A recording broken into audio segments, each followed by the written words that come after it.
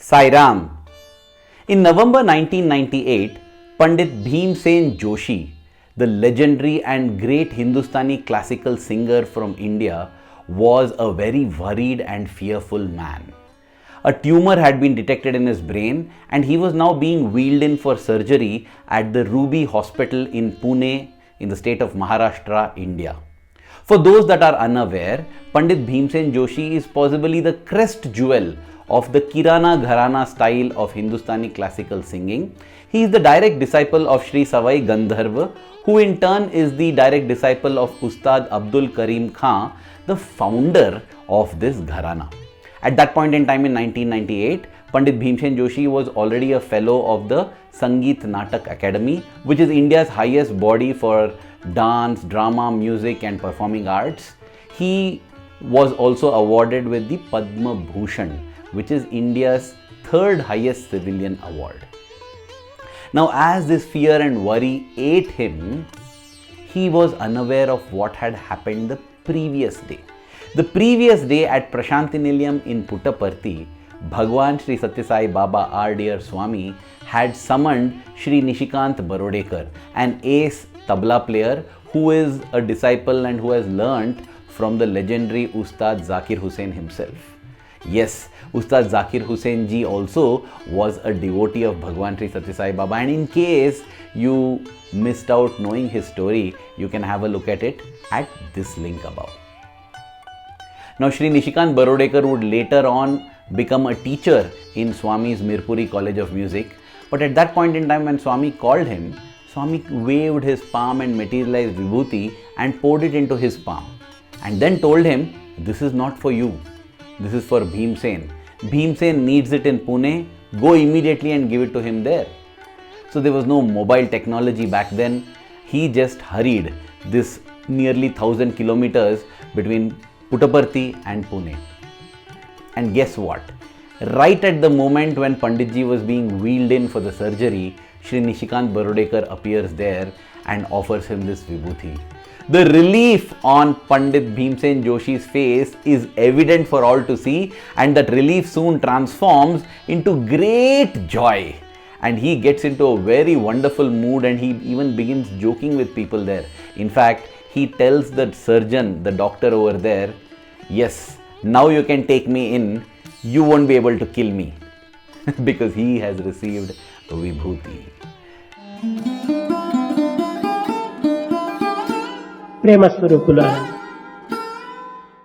Needless to say, the surgery was successful. The tumor was found to be non-cancerous, and within a month of the surgery, in December of 1998, Panditji was able to participate and sing in the Savai Gandharva festival that was held annually in honor of his guru. Though he was not at his best, his recovery was very fast, very quick, and in July 1999, during the festival of Guru Purnima, he offered his music at the lotus feet of Swami at Prashantinilayam. I had the pleasure and privilege of witnessing this beautiful concert where Panditji sang his heart out and won all our hearts and also won Swami's heart naturally, at the end of which Swami went on stage, waved his palm and materialized a golden bracelet which he put on the wrist of Pandit Bhimsen Joshi ji. Now, one of the reasons possibly why Swami chose Sri Nishikant Barodekar to take vibhuti for the ailing Panditji is because Sri Nishikant Barodekar happens to be the grandson of Srimati Hirabai Barodekar, who is the daughter of Ustad Abdul Karim Khan, the founder of the Gharana, of which Pandit Bhimsen Joshi is the shining star. And it was she who introduced, in that sense, Pandit Bhimsen Joshi to Swami.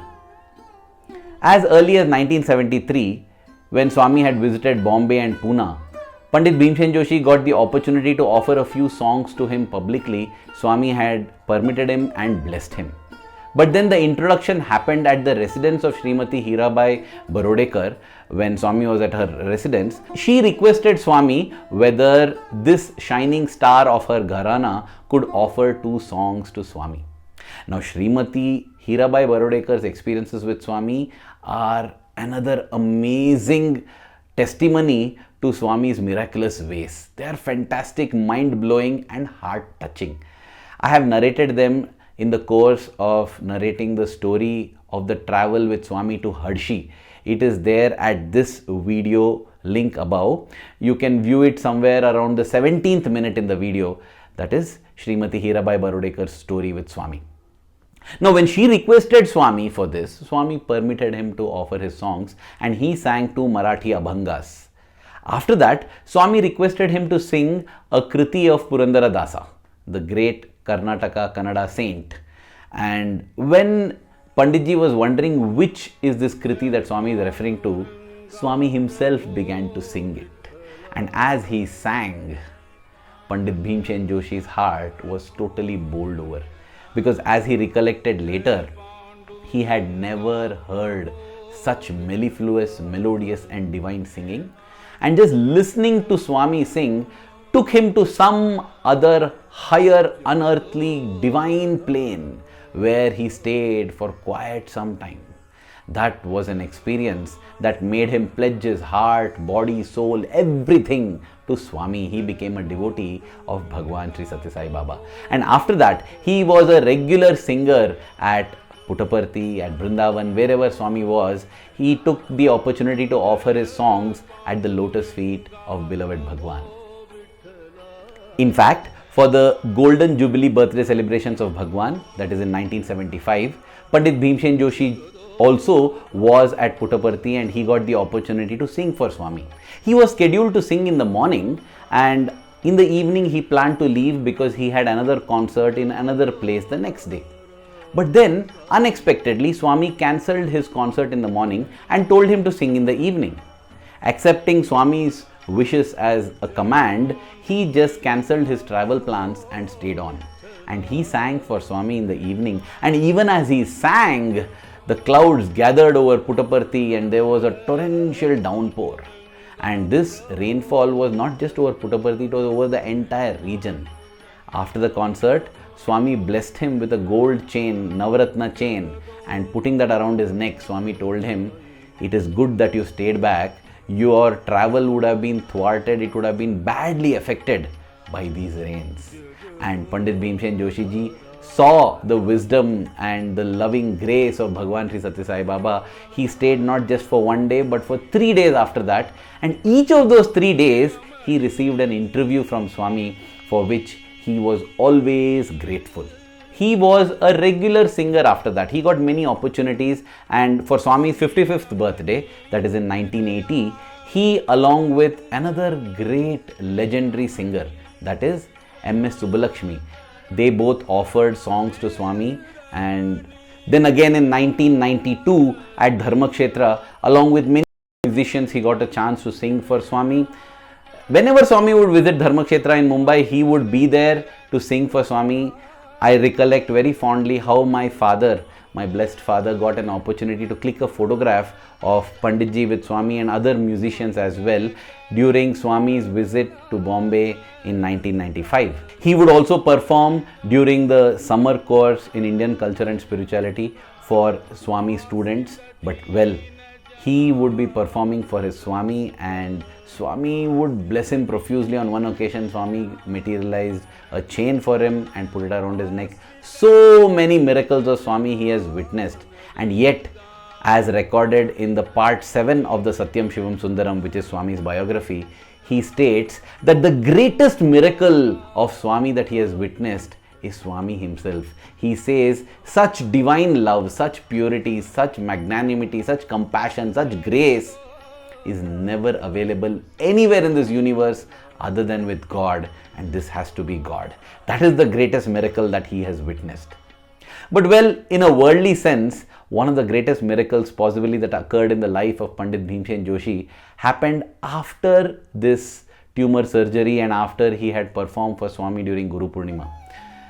In one of those later years, when he was going to perform, Swami told the announcer to state that the Bharat Ratna Bhimsen Joshi is going to be singing.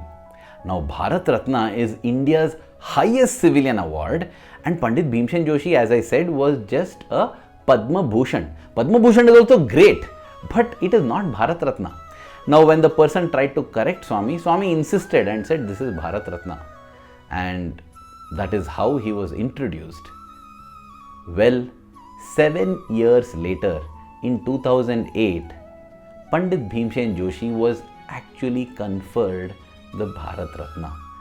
Possibly the country and the people recognized him as Bharat Ratna in 2008, but the Lord had already conferred that to him several years earlier. Pandit Bhimsen Joshi ji also played a key role in the formation and establishment of the erstwhile Sri Sathya Sai Mirpuri College of Music, which lasted for almost a decade and churned out many beautiful singers. More importantly, it gave many students the opportunity to be close to their beloved Bhagawan Sri Sathya Sai Baba. Every institution that Swami starts is actually an opportunity for different devotees to get close to his heart and lotus feet. Dear brothers and sisters, whatever field of activity we are in, whatever profession we are in, let us remember that the highest achievement in that field is not a Bharat Ratna, but is about making Swami happy by offering that to him. Whatever actions we may do, whatever activities we may be involved in, whatever career we are doing, let us do all of that as an offering to Swami. That is what will make our work into worship, make our duty into God, and that will ensure that irrespective of what profession we are in, that becomes our sadhana to achieve the lotus feet of our Lord. May we also make Swami happy and enthrall his heart the way Pandit Bhimsen Joshi did with his singing. Dear Swami, may the love that we have for you in our hearts keep growing stronger every passing moment. Thank you. Jai Sai Ram.